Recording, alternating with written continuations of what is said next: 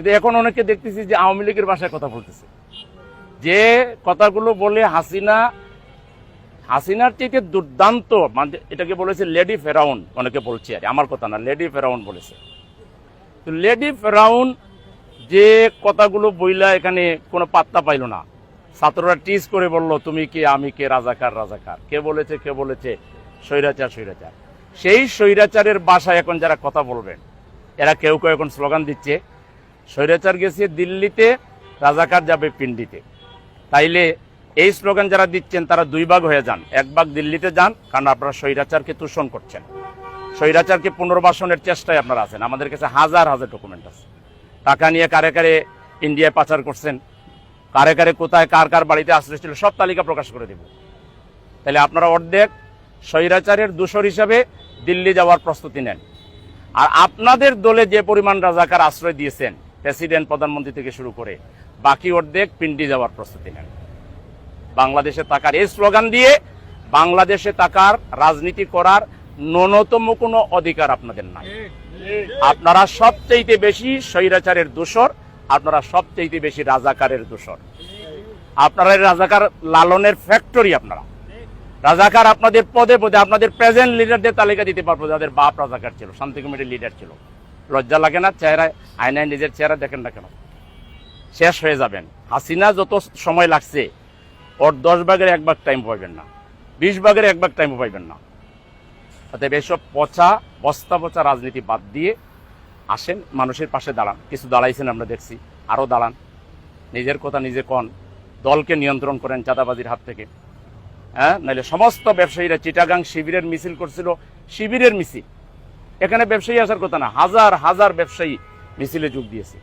এরা কি শিবির তো যারা ছাত্র তার মানে ব্যবসায়ীরা আপনাদেরকে পছন্দ করছে না। অতএব আমরা কোনো এই বিভাজনের রাজনীতি চাই না। কিন্তু এটাও দুঃখজনক, একটা পতিত রাজনৈতিক দল যাদেরকে নিষিদ্ধ করা হয়েছে, সেই নিষিদ্ধ ঘোষিত রাজনৈতিক দলের নেতাকর্মীরা অস্ত্রশস্ত্র নিয়ে তারা এই ছাত্রদের মধ্যে মিশে পড়েছিল এবং তারা পুলিশের গাড়িতে অ্যাটাক করেছেন, তারা সরকারের বিরুদ্ধে নানা স্লোগান দিয়েছেন, এবং আমাদের কাছে খবর ছিল যে তারা এখানে বড় ধরনের অকারেন্স ঘটাবে। এই যে উপদেষ্টাদেরকে এখানে আটকে রাখা, এটা আমাদের ছাত্ররা করেছে বলে আমি মনে করি না, এটার পিছনে ওই পতিত স্বৈরাচারের গোষ্ঠীটা ছিল। এরপর আমরা আরেকটা দেখেছি গুজব ছড়িয়ে দেওয়া, কয়েকশো লোক মারা গেছে, এটা হয়েছে সেটা হয়েছে। এখানে গোপন করা তো আমি কিছু দেখি না। সরকার কেন গোপন করবে? কারণ প্রত্যেকের আইডি আছে, কে স্কুলে আসছিল কে আসছিল না। কোনো গার্জিয়ান তার সন্তান না পাইলে সে কি চুপ করে বসে থাকবে নাকি? এগুলো কিন্তু ফাইজলামি কাজ পতিত স্বৈরাচারের লোকেরা করেছে, এখানেও করেছে। তারা ছাত্রদেরকে নিয়ে সচিবালয়ে ঢুকে পড়েছে। আমাদের সরকারের লোকেরা ধৈর্য ধরেই তারা সেগুলোকে মোকাবেলা করেছে। তবে সরকারকে এত ধৈর্য না ধরার জন্য আমরা আহ্বান জানাচ্ছি। এত রক্ত, এত ত্যাগের উপরে দাঁড়িয়ে থাকে বাংলাদেশে, ওরা আবার এসে তাদের আপাকে ফিরিয়ে আনার নামে অস্ত্রশস্ত্র নিয়ে আমাদের সবচেয়ে গুরুত্বপূর্ণ রাষ্ট্রের যে জায়গা সচিবালয়, সেখানে ঢুকে পড়বে আর সরকার তামাশা দেখবে, এটা মোটেই উচিত নয়। আমরা সরকারকে বলবো, সকল ছাত্রছাত্রীদের জন্য প্লে থেকে মাস্টার্স পর্যন্ত স্কুল, কলেজ, মাদ্রাসা, ইউনিভার্সিটি বলে দেন যে এখন থেকে সার্বক্ষণিক তাদের আইডি কার্ড সাথে রাখার জন্য। তাইলে কোনো ছাত্র যদি কোনো জায়গায় আন্দোলনও করে, পুলিশ দেখবে আইডি কার্ড থাকলে ওর গায়ে হাত দিবে না। কিন্তু যার আইডি কার্ড নাই, সে ওখানে ছাত্রদের মধ্যে ঢুকছে কেন? তো সুতরাং এটা হলো আওয়ামী লীগের চর, এটা ওই পতিত স্বৈরাচারের চর। ওরে ধরিয়া আচ্ছা মতো মানে শায়েস্তা করে ওকে জেলে দিতে হবে এবং বিচার করতে হবে। সরকার যদি আরেকটু, আসলে তারা তো রাজনীতি করেন নাই, এই জন্য একটা সমস্যা। রাজনৈতিক বুদ্ধি আর অন্য বুদ্ধির মধ্যে একটু পার্থক্য আছে। সরকারকে বলবো মাঝে মধ্যে আমাদের সাথে কথা বলবেন, আমরা যারা মাঠে ঘাটে আসি, তাইলে ওরকম কীরকম শায়েস্তা করতে হয় আমরা কিন্তু সেদিন পাল্টা আমি সমস্ত উত্তরার জনশক্তিকে রেডি থাকতে বলছিলাম যে সরকার যদি ফেল করে তাইলে জুলাই যোদ্ধাদেরকে সাথে নিয়ে যা করা লাগে আমরা সব করতাম। এবং পরবর্তীতে উপদেষ্টাদেরকে বের করে দেওয়ার ক্ষেত্রে আমাদের এই লোকাল লোকেরা তারা সাহায্য করেছে, সহযোগিতা করেছে। আমরা পরিষ্কার বলতে চাই, আমাদের একটা দেশ অনেক দিন আপনারা শোষণ করেছেন, অনেক মানুষের জীবন নিয়েছেন, ইজ্জত নিয়েছেন, এখন একটু কান্তি দেন।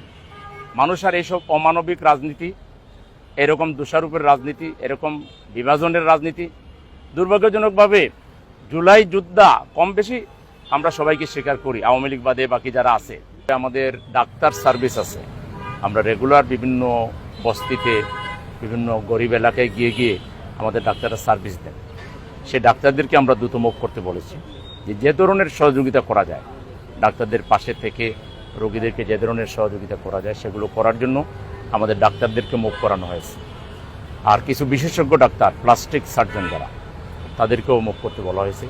কমপক্ষে 20 জনকে তাৎক্ষণিকভাবে নির্দেশ দেওয়া হয়েছে তারা যেন এসে সহযোগিতার হাত বাড়ায়।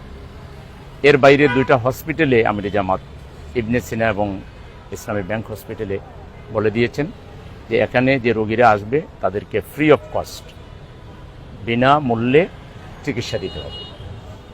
আর তিনি 50 লক্ষ টাকা বরাদ্দ করেছেন যাদের আহত ফ্যামিলিদের মধ্যে যাদের নিড আছে, কিংবা শহীদ ফ্যামিলির মধ্যে যাদের নিড আছে, তাদেরকে যাতে আমরা খুঁজে বের করি এবং তাদেরকে সহযোগিতা দিই।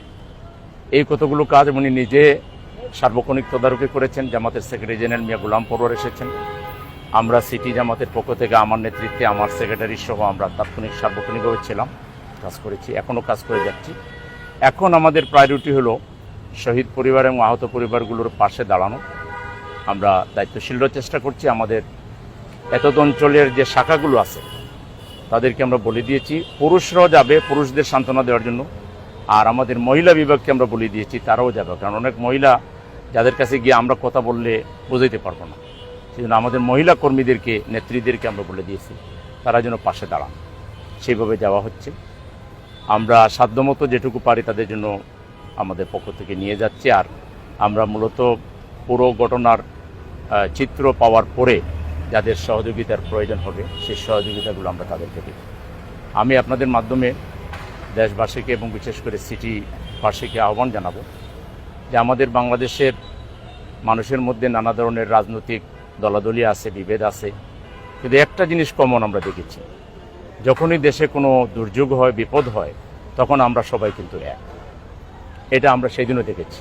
শুধু জামাত না, অন্যান্য রাজনৈতিক দলের নেতা কর্মীরাও ছুটে এসেছেন, কাজ করেছেন।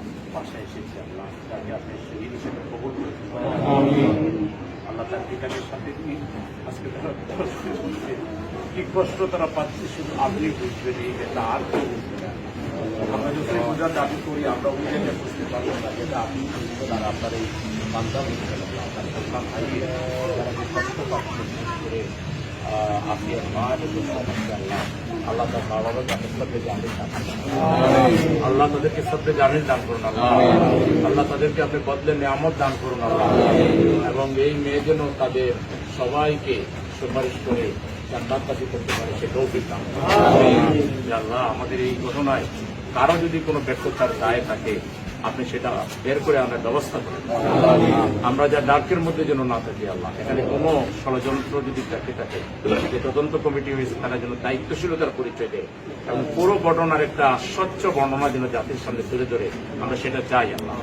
আর এরকম কোনো দুর্ঘটনা আমাদের ঘটে, আমাদের বাচ্চাদের জীবন যাতে নষ্ট না হয় আল্লাহ, আপনি আমাদেরকে হেফাজত করুন আল্লাহ। আমাদের রাষ্ট্রকে দায়িত্বশীল রাষ্ট্র বানাই দেন আল্লাহ, রাষ্ট্রের কর্মকর্তাদেরকে দায়িত্বশীল বানাই দেন আল্লাহ। আল্লাহ শিক্ষাকে বাণিজ্যকরণ করা থেকে আমাদের এই জাতির শিক্ষক এবং শিক্ষা প্রতিষ্ঠানের মালিকদেরকে আপনি রক্ষা করুন, সবার মধ্যে বিবেক দান করুন আল্লাহ। আল্লাহ এই বাচ্চাগুলোকে জোরপূর্বক কোচিংয়ে আটকে না রাখলে হয়তো বা তারা বেঁচে যেত আল্লাহ। এই ধরনের অমানবিক কাজ থেকে আমাদের সকল শিক্ষা প্রতিষ্ঠানকে আপনি রক্ষা করুন আল্লাহ। একটা দায়িত্বশীল সমাজ বিনির্মাণে, তাকওয়াভিত্তিক সমাজ বিনির্মাণে আমাদের সবাইকে ঐক্যবদ্ধ করেন, ন্যায় প্রতিষ্ঠায় আমাদেরকে ঐক্যবদ্ধ করেছেন আল্লাহ। আর যেন কোনো অকালে আমাদের কোনো সন্তান হারতে না হয় আল্লাহ, আপনি আমাদেরকে দায়িত্বশীল বানান আল্লাহ। আমাদের এই পিতাকে, আমাদের এই মাতাকে আপনি সাথে জামিল দান করেন আল্লাহ। আপনি যতগুলো বাচ্চার কোনো হসপিটালে কাজ করছেন আল্লাহ, তাদের জন্য আপনি সাফি হয়ে যান। আনতা শাফি লা শিফা ইল্লা শিফা ওয়ালা দাওয়া ইল্লা দাওয়া শিফা আল্লাহ ইল্লা বিশফা সাল্লাল্লাহু তাআলা আলা খায়রিল মুহাম্মাদ ওয়া আলিহি ওয়া সাহবিহি আজমাইন বিরহমাতিকা। আমাদের আমির সাহেব আপনাদের